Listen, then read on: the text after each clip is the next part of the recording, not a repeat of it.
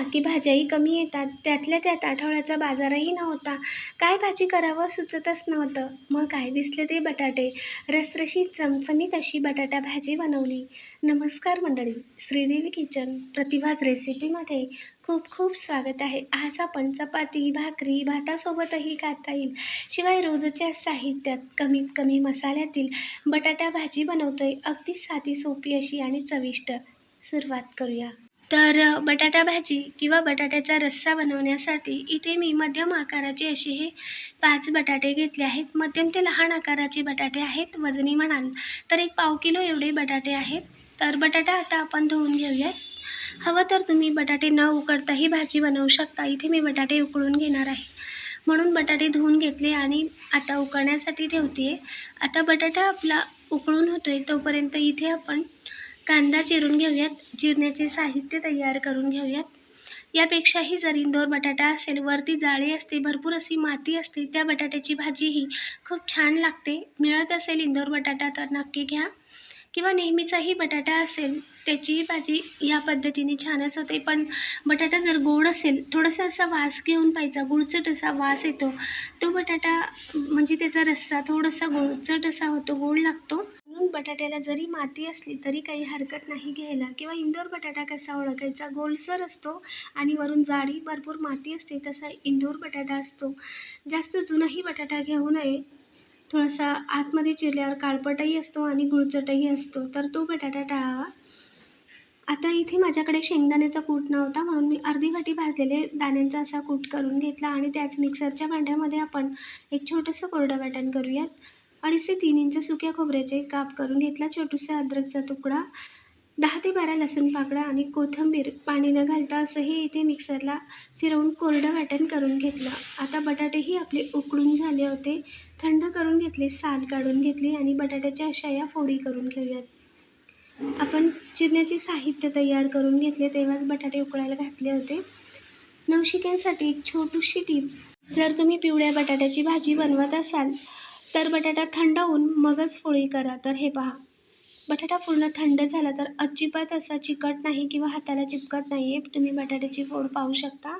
म्हणजे या पद्धतीने थंड झाल्यावर जर बटाट्याच्या फोडी केल्यावर आणि पिवळी बटाट्याची भाजी करायची असेल तर अजिबात चिकट होत नाही, सुटसुटीत अशी पिवळ्या बटाट्याची भाजी होते. तर इथे मी पूर्ण बटाटे थंड करून साल काढून मगच फोडी करून घेतले. आता रस्सा बनवण्यासाठी गॅसवर कढई ठेवून घेतली. तेल गरम झाल्यावर यात अर्धा चमचा मोहरी घातली, 1 चमचा जिरे. मोहरी चांगली फुटल्यावर जिरेही चांगले तळतळू द्यायचे. जिरे फुलले त्यानंतर पाव चमचा एवढे हिंग घातले. तर जिरे मोहरी पाहू शकता मस्त असं फुललं आहे. चांगली चरचरीत फोडणी झाल्यावर चिरलेला कांदा घालूयात. कांदाही चांगला परतवून घेऊयात.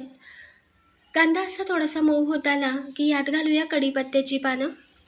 सुरुवातीलाच कढीपत्ता घातला की फार तेलही उडतं आणि कढीपत्ताही फार करपून जातो, म्हणून कांदा घातल्यानंतर मी कढीपत्ता घातला आणि कांदा आता चांगला लालसर करून घेऊयात. कांद्याचा असा रंग बदलला की आता यात आपण केलेलं खोबरं, लसूण, आल्याचं कोरडं वाटण घालून चांगलं परतवून घेऊयात. कोरडं वाटण घातल्यावर 1-2 मिनटं चांगलं मध्यम आचेवर परतल्यानंतर आता यात घालूया चिरलेला टोमॅटो. तर वाटणाचाही चांगला रंग बदलला, मध्यम आचेवर चांगलं परतवून घेतलं तेव्हा यात चिरलेला टोमॅटो घालूयात आणि टोमॅटोसुद्धा अजून 1 ते 2 मिनटं मस्त असा परतवून घेऊयात. टोमॅटो मऊ होईपर्यंत चांगलं हे कोरडं वाटण अजून परतवून घेतला.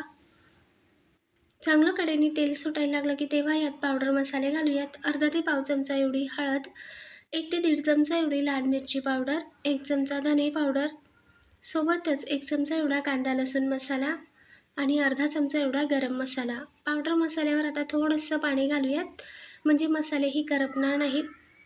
गॅस मध्यम आचेवर होता म्हणून मी आत्ता तेव्हाच पाणी घातलं. गॅस मंद आचेवर असेल तर मसाले थोडेसे मिक्स करून घ्या किंवा काही सेकंद मंद आचेवर परतल्यानंतर थोडंसं पाणी घालून असा मसाला बनवून घ्या, म्हणजे पाणी घालून अजून मसाले चांगले शिजतील. तर मी पाणी घालून घेतलं आणि मसाले एकसारखे मिक्स करून घेतले.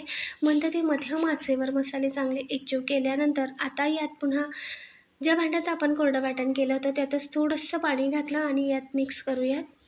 गॅस आता मोठ्या आचेवर करून पुन्हा हे सगळं मिक्स करून घेऊयात आणि चांगले मसाले अजून तेल सुटेपर्यंत चांगले शिजवून घेऊयात. जेवढे मसाले चांगले शिजतात तवंग येईपर्यंत तेवढी कुठलीही भाजी चविष्ट होते, स्वाद लागते. आता गॅस मी पुन्हा मंद आचेवर केला आणि काही सेकंदांसाठी मसाले अजून तेल सुटेपर्यंत चांगले शिजवून घेतले. तर हे पहा, मस्त असा या मसाल्यांना तवंग आला आहे. आजूबाजूने चांगले तेल सुटले आहे. एक 30 ते 40 सेकंदांनंतर झाकण काढून घेतले तर तुम्ही पाहू शकता अगदी मस्त असे यालावरती तवंग आला आहे. आणि मसाले असे तेलातून वेगळे होत आहेत तोपर्यंत चांगलं शिजल्यावर मग बटाट्याच्या फोडी घातल्या आणि यावरच घातलं चवीनुसार मीठ. बटाट्यापुरतंच मी इथे मीठ घातलं आणि बटाटा आता यात चांगलं मिक्स करून घेऊयात. गॅस मध्यम आचेवर करून बटाटा मसाल्यामध्ये चांगला मिक्स करून घेऊयात. बटाट्याच्या फोडी तुटल्याही नाही पाहिजेत, अशा हलक्या हाताने मिक्स करून घ्यायचा. गॅस मंद आचेवर करून यावर पुन्हा अजून काही सेकंद झाकण ठेवूयात, म्हणजे मसालाही फोडींच्या आतपर्यंत चांगला मुरेल.